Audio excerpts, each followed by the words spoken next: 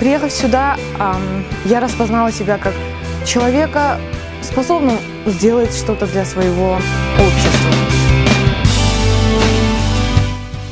Распознала в себе многие качества, которые, я очень надеюсь, пригодятся в будущем моей страны.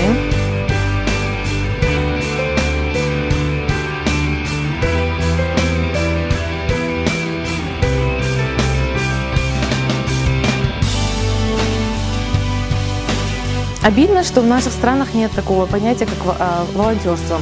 Просто помогать, выйти на улицу и помогать людям, которые нуждаются в твоей помощи. И сейчас, как я получаю свой опыт, я приобретаю больше и больше навыков, улучшений и стараюсь взять все, что я могу с моего опыта и взять его назад к себе в страну, чтобы уже развивать те аспекты, которые я вижу здесь, и они были бы очень полезны в моей стране. Поехав назад домой, я бы хотела больше мотивировать детей с юга Кыргызстана, где все-таки жизнь, она немного хуже, чем в каких-то других регионах.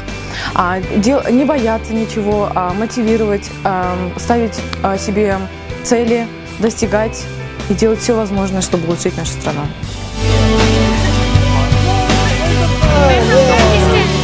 Хотела вовлечь молодежь в жизнь людей с ограниченными возможностями, открыть двери между нами и построить мостик между нами.